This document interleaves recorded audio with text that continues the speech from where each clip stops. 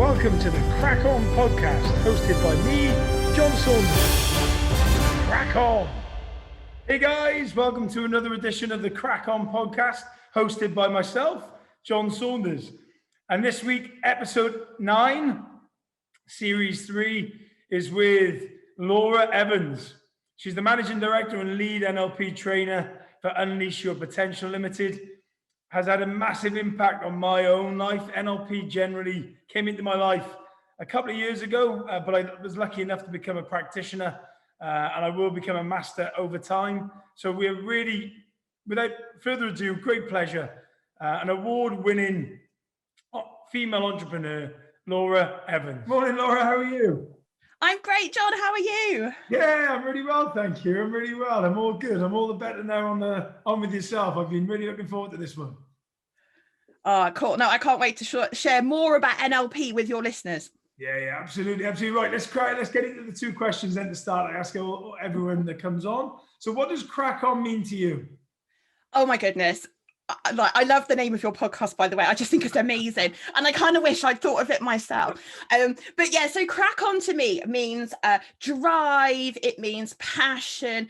As you all know, John, I'm quite a driving force for change and positivity and helping people live their best life. And to me, so many people put stuff in their own way, and sometimes you've just got to plow through. Sometimes you've just got to go, do you know what?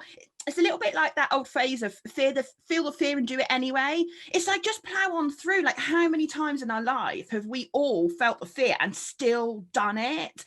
And afterwards thought, why was I even worried? Because we build this all up in our head, don't we, to be bigger than it is. So yeah, I don't know if that's kind of what you're expecting, but for me, it's kind of like, crack on, let's do this. Yeah, let's get on with it. I love it. Look, I've always loved the energy and passion you put into it. That's exactly how I feel CrackOn is as well. So the next question is idols and mentors. Have you ever had, during your sort of business career or life generally, have you had mentors and idols, and anyone you particularly would class those as? Oh my goodness, what a great question. And I wish I'd thought about this before. So for me, I've always drawn inspiration and learning and knowledge from all sorts of different sources. As a young girl growing up, my gran was a huge inspiration to me as a child. She was so resourceful and just like, I have a huge admiration for the woman.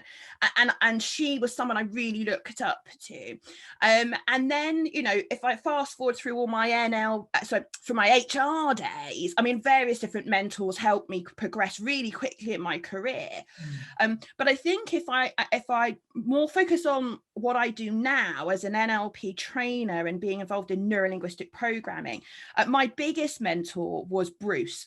So Bruce Farrow, who was my trainer. I was so lucky to find him, because like you, I guess, when you were looking for an NLP course, like, there's so much choice out there. And I was so lucky that I found him, who was a very no-nonsense, very down-to-earth, says it as it is, like my type of person. Like, don't fluff it up and sugarcoat it. Just like, what is it? Tell me. And I always hugely valued his advice, his opinion, his expertise, his experience. And when I first set up this business, he was the person that I would go to and go, I ain't got a clue what I'm doing. Like, whether that be on an NLP or on a business sense, Bruce, I've got to create a website. Like, where do I start? Or oh my goodness, I've got a really difficult NLP client. Bruce, like, what would you do? And I think we all have those kinds of those kinds of role models that we admire. And I'll just tell you a very short story. So as you know, John, Lynn, it works for me now. And Lynn was Bruce's wife. And sadly, Bruce passed away a couple of years ago now. And I'll never forget one day in the early days of setting up this business, Lynn, who does my operation stuff, we were on the phone chatting about an idea. And all of a sudden I hear in the background going, pass me the phone, I want to talk to her. And I'm like, oh, Jesus. So Lynn passes him the phone and he goes, I know you won't listen to me, but for what it's worth, this is what I think, blah, blah, blah, blah, blah, right, here's the wife. And I really respected him for that. You know, like he was always very willing to freely share his knowledge and to help me be the best person I could be. And I hugely admire. I mean, I wouldn't be the NLP trainer I am today without him, you know, no doubt about it. So so definitely I think if I had to pick one person from a professional point of view, it would be him without doubt. Awesome. And I obviously know him from the videos, and you know, he's I've done my sort of pre-course with him on there, and so I feel like as though I know him really well as well, just through that moment, you know.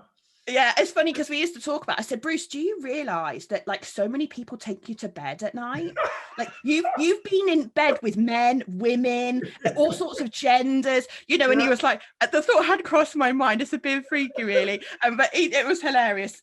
Man with a great sense of humor. Yeah, he definitely, I can openly say he went to bed with me a couple of times. So, and I'm sure Me too. We'll take him to bed again at some point. So, so quickly then, just to give us an overview of how it all started. So where did it all start? Obviously, we've got Unleash now, and we're going to go more into that and my experience within Unleash, because it was amazing and I loved it.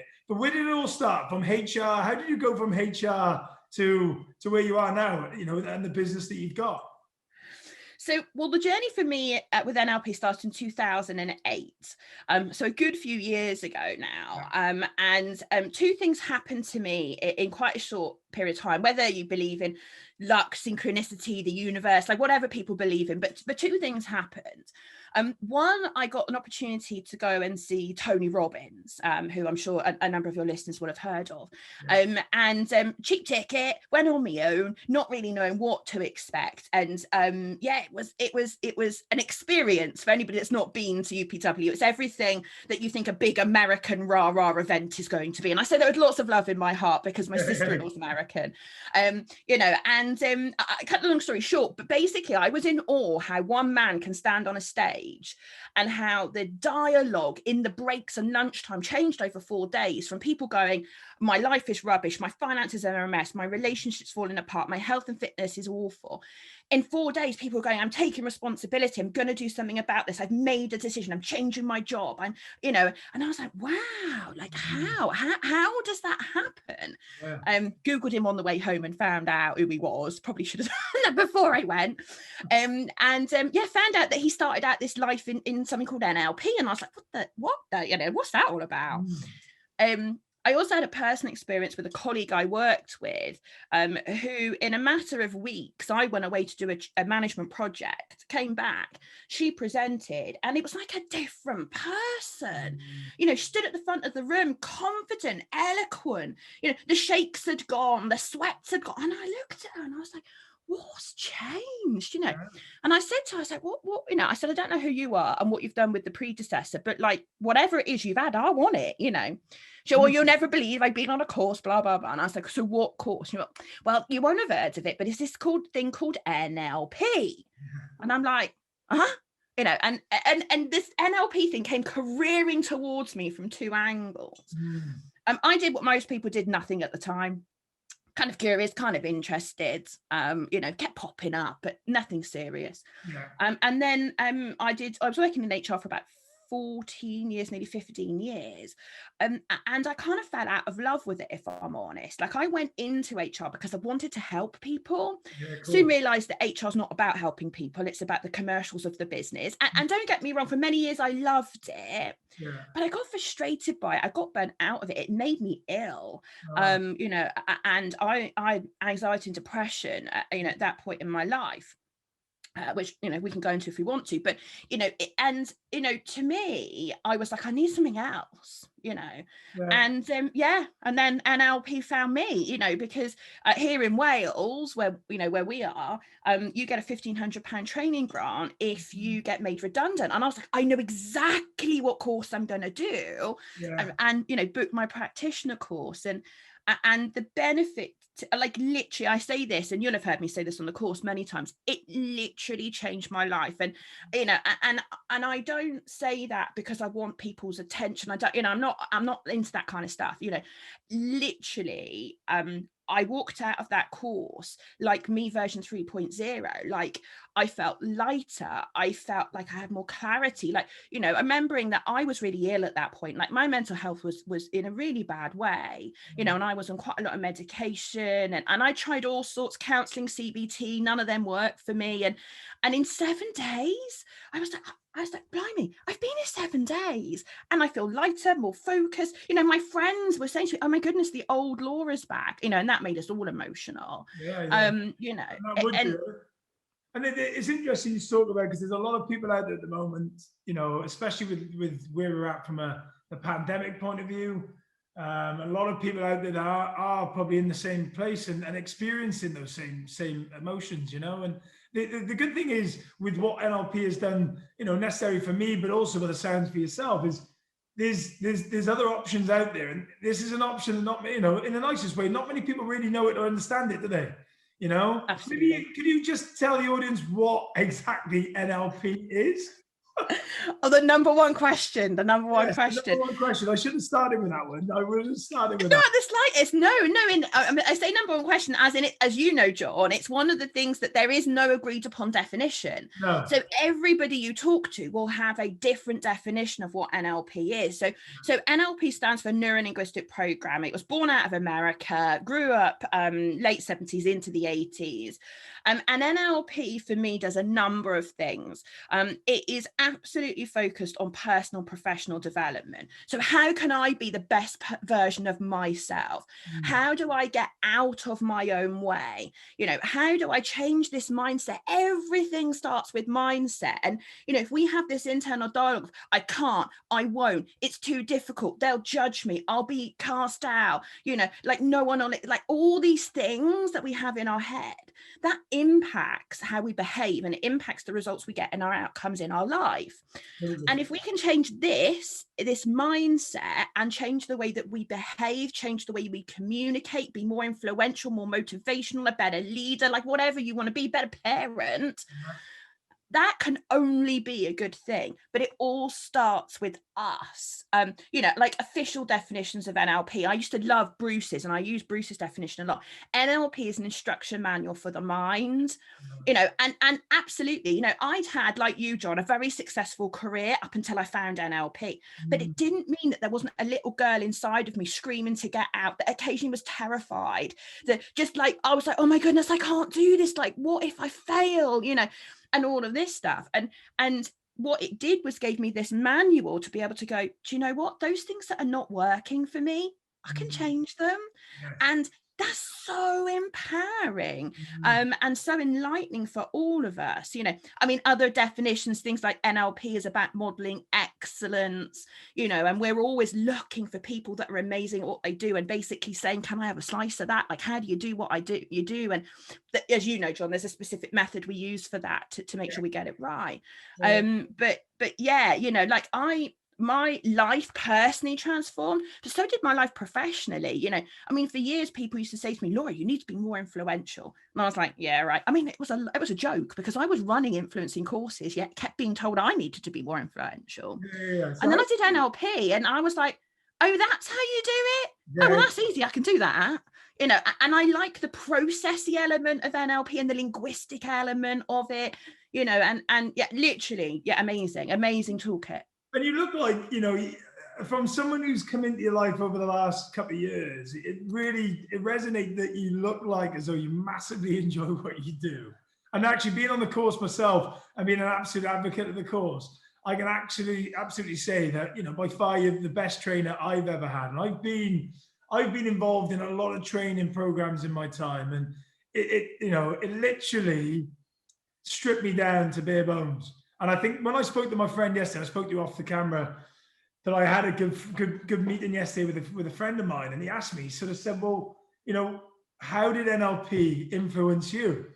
And I've sort of said, well, to be honest, the one thing Laura did, and as a group, and Lynn did the same, was just absolutely brought me down to square one. And I felt like as though I went into that room with an ego, I came out without one. Absolutely. I thought, I'm John, I can do what I want.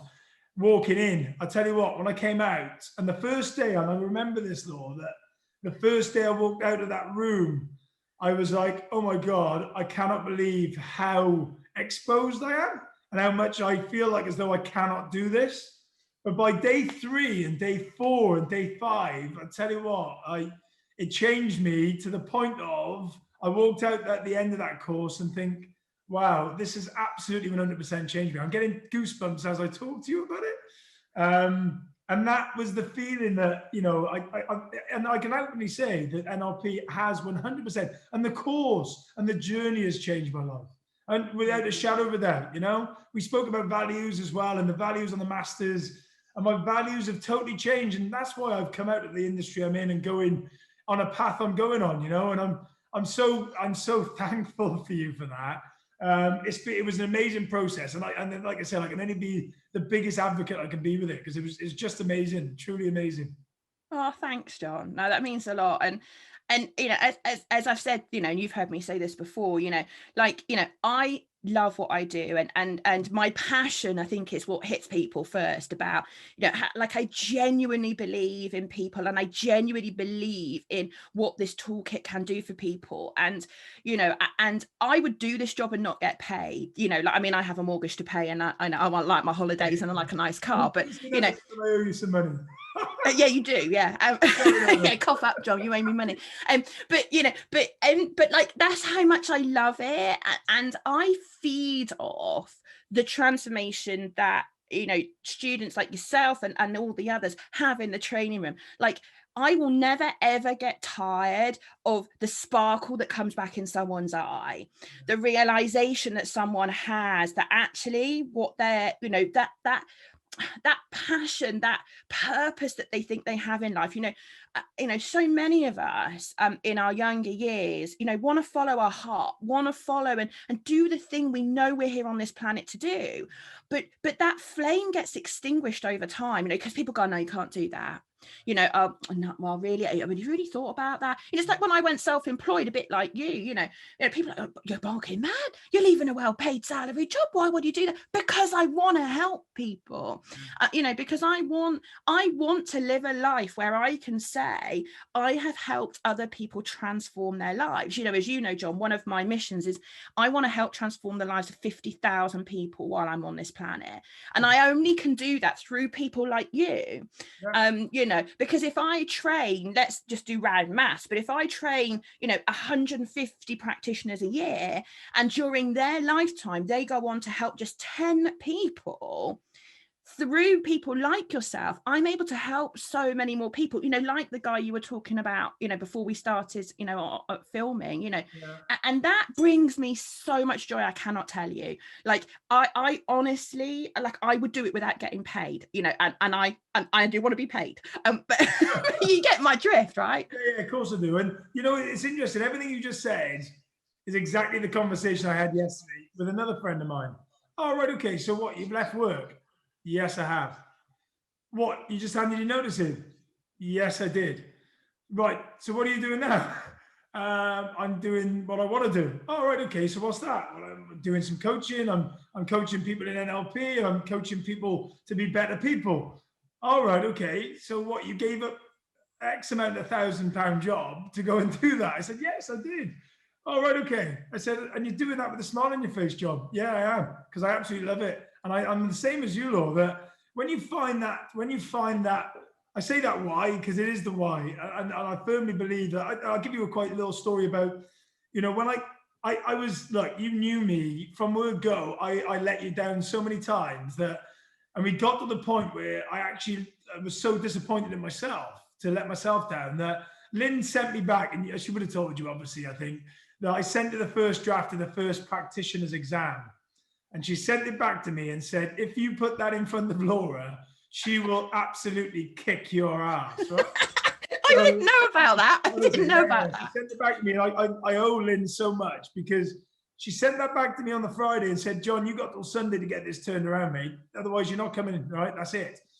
So that was my John being John, because that's what I've always done. I've copy and pasted, and I've cheated, you know, and I know that sounds quite a bold thing to say, but that's what John does. He wings it.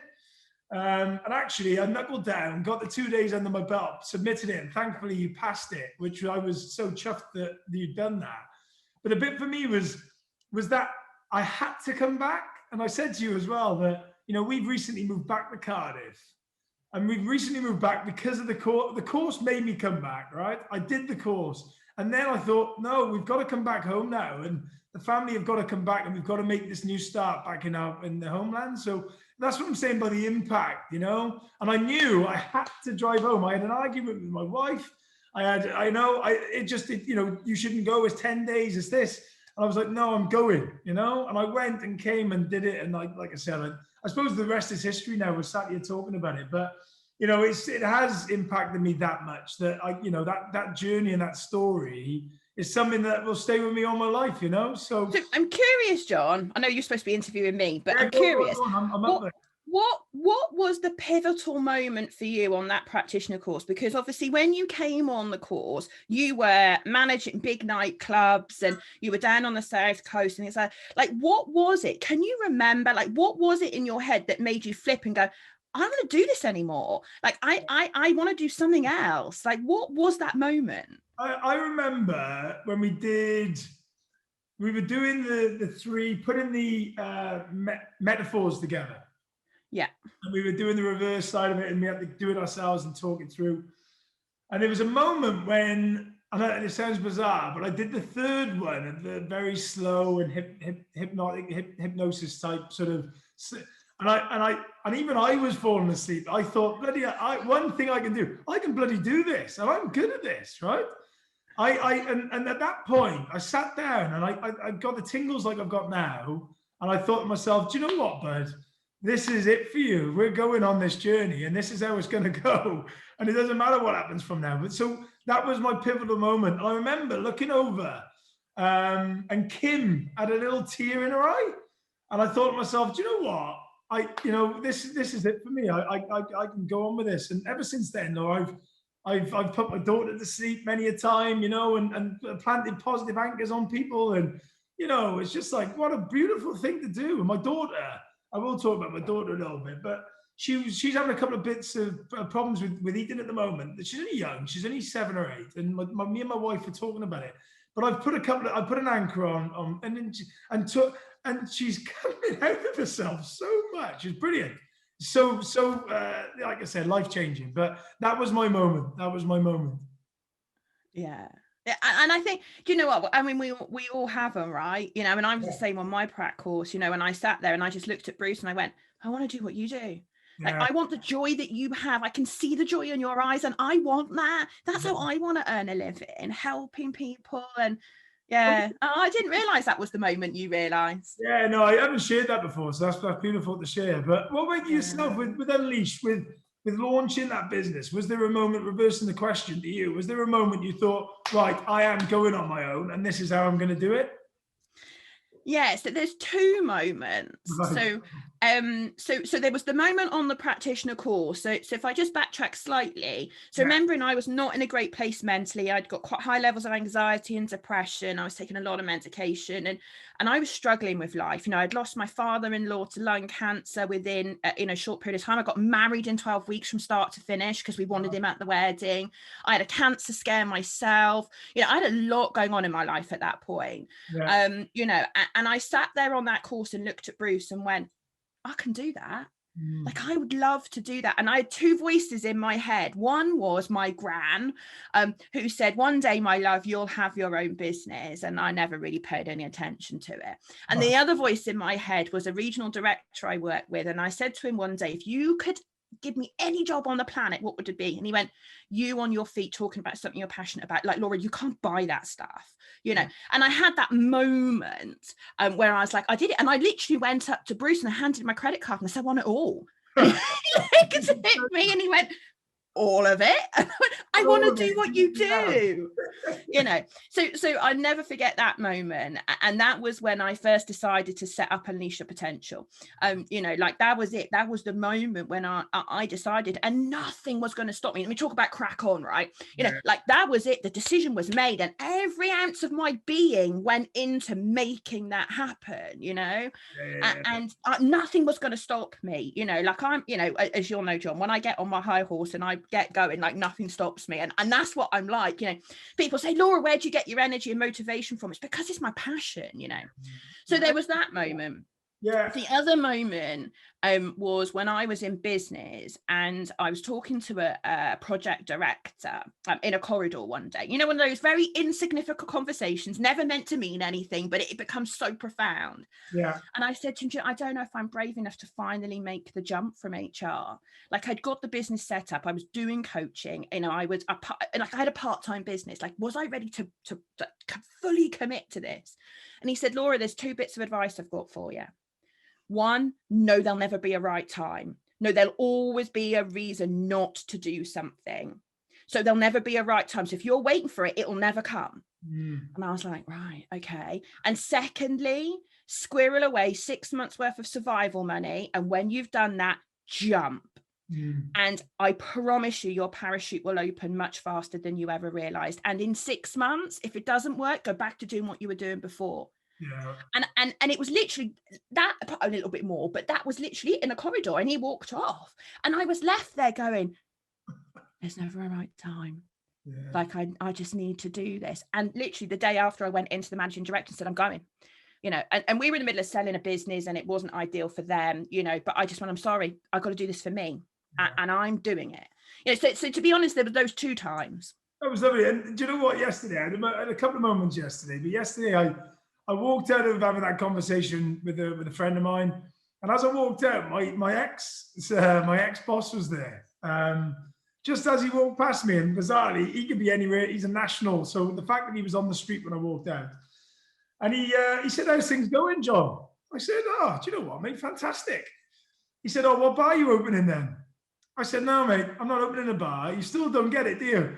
He said, no, you are opening a bar. I said, no, I'm not opening a bar, mate. I'm just not opening a bar. I don't know where you think that's going to happen. That ain't happening again, I'm telling you. And when you said about that moment, and just to get on with things, it's just like, I totally buy it. There's never the right time, is there? There's never the right time to do something you want to do. I mean, I've done it before, where I walked out of Tiger, and that was one of the best jobs I've ever had, right? So many good times in that venue. And I've got memories and contacts that I've developed. But I walked out to open a small little club, an underground sort of club on Mill Lane. And everyone was going, what are you doing? It's just like, well, yeah, let's just do it and get on with it, So I love that little story. So how's it been? How's it been since launching Unleash? So for people that are sat there that are worried about going on their own, doing their own thing, how has it been for you, the ups and downs? How's the journey been? So there's 2 parts to it, right? Now, I used to think when I was in HR, I worked hard, and I did work hard. But I have never worked harder than I work now. Like, you know me, John, I'll be up at all hours doing stuff, but I do it because I love it and I'm lining my own pocket. Every hour that I choose to work is for my benefit.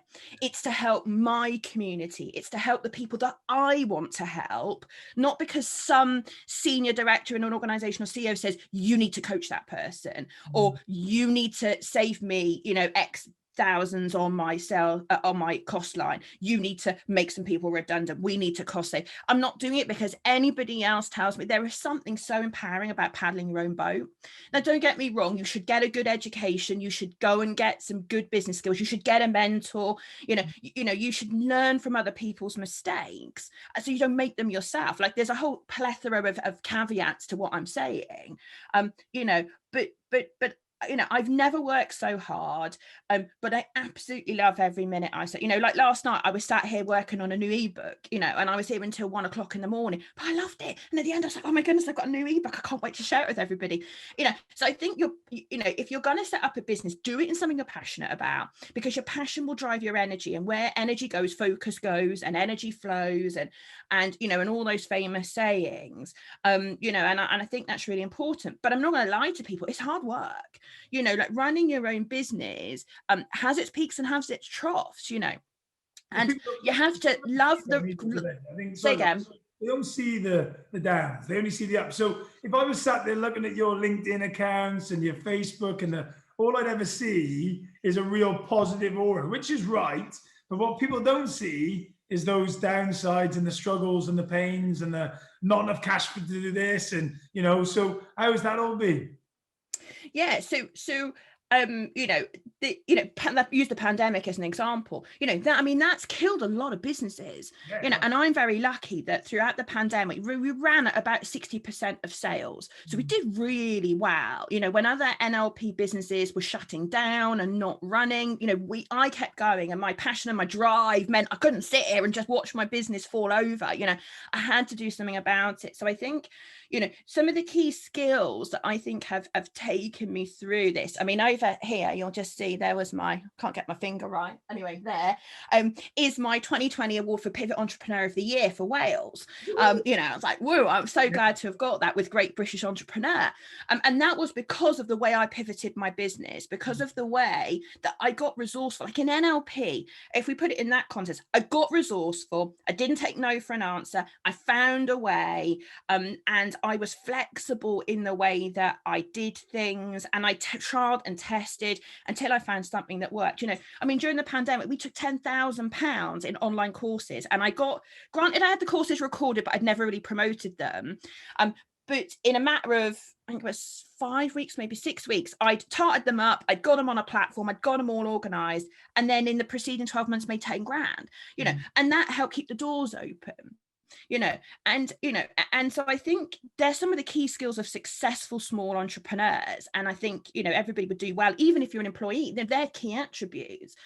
But I think the other thing that I will say as well, as you quite rightly say, John, there are downs, and a lot of our community of coaches who I've trained all say, oh, Laura, you always got your stuff together. Like, you always looked like you know what you're doing and all that. And I said, but you see a filtered reality, right? Social media is not real. Social media is everybody's filtered reality, and I'm not going to post on social media on a day when I'm having a down day. Like, why would I do that? Social media to me is not the place to process my negative emotions and when I'm having a rubbish day. I have them, but what I will say is those troughs, those bad days, do not last anywhere near like they used to, because I use the NLP toolkit on myself. I manage my emotions. If I'm getting in a rut, I'm like, right, there's no point in sitting here. I need to get up. I need to move my body. I need to distract myself. I need to think about something different. I'll often go for a walk with the dog, those things. And I know the tactics now to use. So what I would say is I have bad days, but they are shorter. They're not the whole day. They're a few hours. And I use the toolkit on myself. And many NLPers forget to do that. The toolkit is as much for us ourselves as it is about how we use the toolkit to help others. So I have bad days, but not like I used to. So on those ones, what sort of tools? So from an NLP master trainer to a person that has done their sort of practicals, talking NLP, what sort of toolkit would you use on those? So I would say the number one thing is managing my emotional state. So we know, without kind of going into too much detail, because it's probably too much for some of your listeners, but we know from what we call the NLP communication model, which essentially is how the mind works.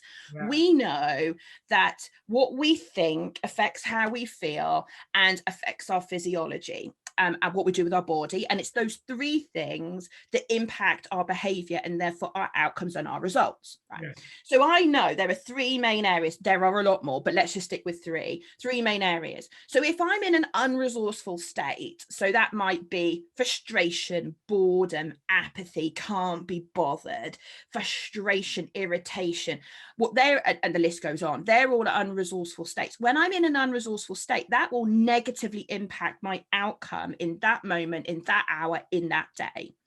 And if I want to get a better result, and let's be more specific. So let's say I'm trying to write an ebook like I was last night.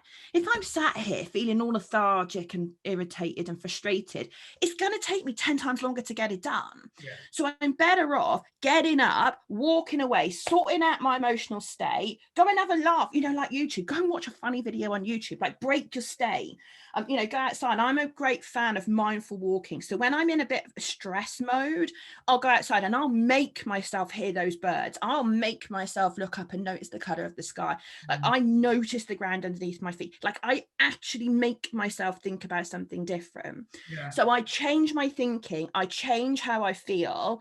And, a lot of us forget about the whole body element of this, which is probably a whole other podcast, but, what we do with our body and how that supports us, like if I'm sat upright in my chair, I'm going to be more energetic. I'm going to be more on it. If I slouch in my chair, it's like, bleh, so, so those things. So managing your emotional state is the one big hack I'd give anybody about how you can improve your performance in any area of your life. Get your emotional state right and everything gets easier. Yeah, but do you know what? That's such a good bit of advice now. I mean, it's like I said, working from home. I mean, a lot of people have been sat there for months. I've been talking to a guy just down the coffee shop then when I was just walking back up, and he was just saying that he's been in the house for like a year and a half, and he's struggling now to sort of find his way. And that's one thing I said to him is, how many walks do you go on? How many times do you go outside? How often do you get some mind space? How often do you exercise the mind over it? And he was like, to be honest, mate, I'm lacking all that. And I was just like, well, look, give me a call. I was like, yeah, give me a call. I can help you with that. But what was really interesting about it was that, there's so many people like that that are struggling with life generally, but like you just said then, there's hacks and there's tools, and that toolkit that we have learned on the NLP course allows people to sort of express it, doesn't it? And get over that rut.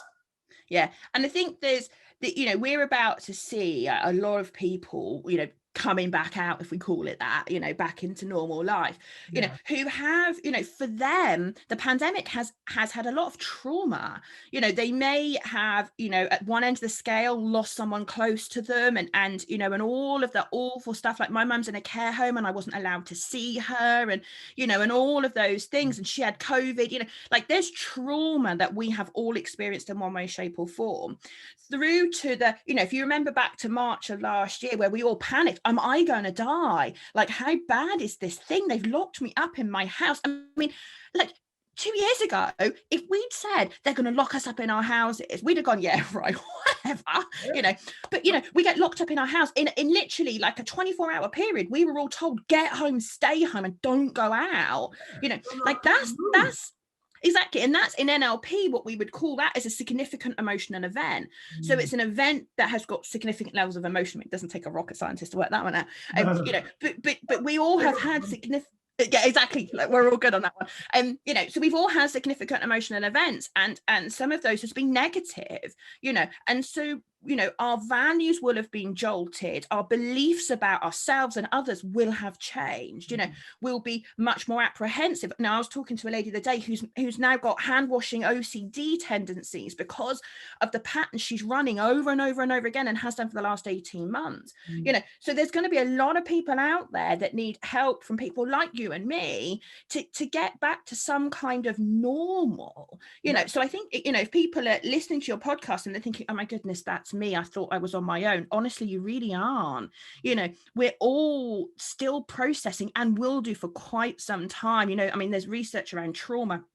We're all going to be dealing with the aftermath of this for some years to come, particularly for those of you that have got children. I haven't, but people like yourself, John, where kids have got no reference point, they have no reference point to what life was like, and as they're at the age like your younger daughter, all of a sudden they become very aware of their environment, and that's going to take a lot of support from a lot of parents to iron that all out and help children get back on track. And I think one of the things I love is, like when you were saying earlier, when people come on our courses and they go, oh my goodness, I've been using it on my children, I've been using it on my friends, I've been using it with my colleagues, and I can see the difference I'm making. And but I think it's good, but we really do underestimate it until you actually do it. I mean, like I said, I've got a couple of clients and I can absolutely see them moving. They're shifting their mindset so much that it's exciting. It's just so exciting to see that you're having that difference on that person, because we're not just having differences on effects on that one person, are we? We're having effects on all the people they come in contact with, which is positive for so many different levels. And that's the rewarding bit for me. Again, I'm getting goosebumps when I'm talking about it, but that's the impact that we have. And I think for me, it's just been amazing. And what leads nicely onto, I'm going to come to our final three. Before you do, I know we're running out of time, but before we do, is there a client? So obviously you qualified in NLP a while ago now, and you've been doing coaching. Yeah. Is there a client that you've been working with that, and don't share obviously any names for confidentiality, but I'm just wondering, is there a client you've been working with that you're super proud of, that you've really made a difference with? I'd love to hear. Yeah, I have. There's one particular one that is just, has just literally, he's sort of he reached out to me, and I wasn't sure to begin with. I suppose going on my journey as a coach, because I wasn't sure what what am I going to be coaching people? Am I going to go business wise? Am I going to go I'd love to be a life coach, right? And I think that's for me what I want to be. I want to be a life coach. I want to help people be the best version they can be. So he reached out to me. We went for a walk. And at the end of the walk, like within 5 minutes walking in, I was like, this guy hasn't, he's a good friend of mine as well. He hasn't asked me to walk around. He wants me to actually coach him. I know he does, because normally it's me talking to him, but it was him talking to me.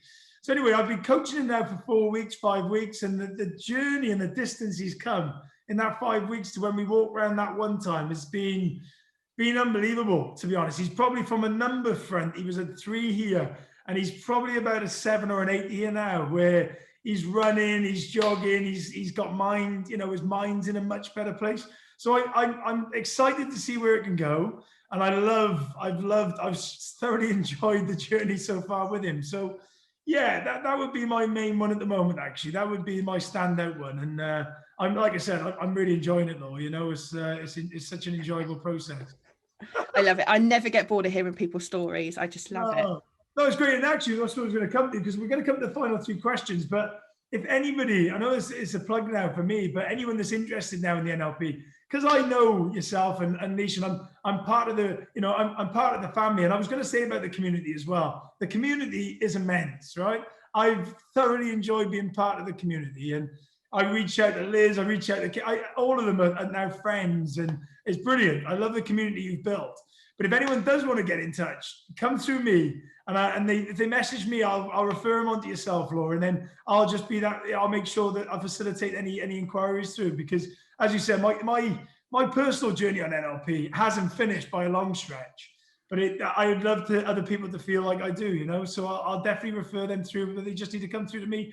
They can come via LinkedIn or email me, but LinkedIn's probably the best way. Reach out via a direct LinkedIn message, and I'll get back to them straight away. But I'd encourage people to do that, because if you're listening to this podcast and you're thinking, I like the sound of what they've talked about, I think it might be able to help me, like, go and speak to John about it, because John will give you an unbiased view about the courses. But also what John will be able to do is guide you as to whether actually one-to-one support with John as a coach in NLP is what you need, or whether coming on the course is what you need. And John will be best placed to be able to help you with that and have a chat with you about that. And if coming on the course with me, like John did, is right for you, John can then send you through, and then we'll gladly pick that up. But I'd encourage anybody, if you're thinking about NLP, go and speak to John, get his view, and then decide what you'd like to do. Brilliant. And that's, I tell you what, it leads really into my last 3 then. So the last 3 questions, then we're all done. So 3 non-negotiables. I think I know where these are going to go, but 3 non-negotiables to come into Laura's world. 3 non-negotiables to come into my world. Okay, so, oh my goodness, how do I do it? It's a 3, John. Right, okay, so you've got to be driven. You've got to want to be the best person that you can be, and I'll help you do that. But you have to have the standards yourself. Like, I'm not dragging you along on the ride. You've got to want to do this for yourself. And there's the whole piece about, I'm a very straightforward person. So, honesty and transparency, a spade's a spade as far as I'm concerned. And and that's important to me. I know that's probably more than 3, but can I get away with that? Yeah, that was fine. But what I will top and tail with that is absolutely true. Again, going back to that time, I walked into your room, and I call it your room because it is your room when it's your training room. So when I walked into that room as I was, I literally came out a total different person, but I went in with a bit of a chip on my shoulder, and I'm John. But like I said, it was I got it straight away, and I understood that where you were at as well. So I love those. They're brilliant. I love them. Right. Okay. Last but one. So the biggest life lesson so far for you? Oh, biggest life lesson. Oh, John, you're really putting me on the spot. The biggest life lesson. Unconscious mind, what's the answer? Just do it. That's my biggest life lesson. I think far too many people find reasons, excuses not to do things, took themselves out of things. Just get on with it. Love it. I love that, because that is totally crack on. Right. And then last one, if you had a chance to go back to speak to yourself at 18, what advice would you give to a young Laura? Oh my God, where do I start? So I think there'd be a few things I'd say. One, trust it'll be okay. It will be okay. And I think that's important for all of us, because I think it holds a lot of us back. And the truth is, human beings naturally are hugely resourceful, and it will be okay, because we'll make it okay. We'll find a way. So the first thing I'd say to myself is it'll be okay. Trust the process, it will be okay. And the other thing I probably would say is follow your heart. Because I think far too many people follow what they think they should do. Like, you know, people that become doctors just because mum and dad are doctors and they think that's what they should do. You know, I mean, if I followed that route, I mean, my dad was an electrician. I mean, I love doing stuff with my hands, but that's not me. My grandparents were farmers. You know, when I was 12 years old, I got asked whether I wanted to farm. You know, like that's not where my passion was. And so I think the other thing I'd say is follow your passion, follow your heart. Definitely. And I think for me, let's end it there, because I think that's just an amazing. I thoroughly enjoyed it. I was so looking forward to it. I'm so glad you came on. But thank you again, just from the bottom of my heart, for coming into my life, Laura, really, and being part of that. And I'm so excited where it's going to go for you and where it's going to go for us all, really, because I think it's the world, you know, the options and limitless, I believe. So I just wish you all the luck. Thank you, John. Thank you so much. And thank you for having me on the podcast. I'm really privileged to have spent the time with you. And I can't believe, as always, the time's gone just like that. Yeah, it's just gone like that. Right. Have a great day, and I'll see you soon. Cheers, John. Thank you. Have a good day. Bye-bye. Brilliant. NLP and Laura. So, and the impact that I cannot understate how much impact that Laura had on my life. There was something about, at the time when I was meant to do the course, so the story is I was meant to do the course. I cancelled, I put it back, I delayed. And then I took bit the bullet, said, yes, I've got to do this now, right? And then something made me come back to over the bridge to Wales to do my NLP practitioner's course. And I cannot understate how much impact that had on me.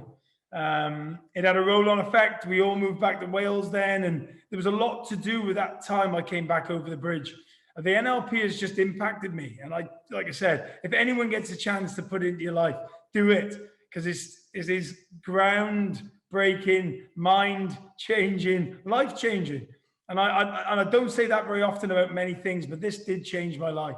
So for Laura, thank you ever so much for coming on. If you really want to reach out to Laura, she's all over socials. LinkedIn, social media, all of it. She's on it all, but I would highly recommend getting involved. Otherwise, like I said, reach out to me and I can put you in touch.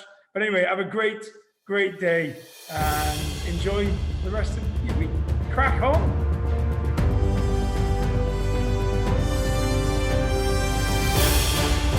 Crack on.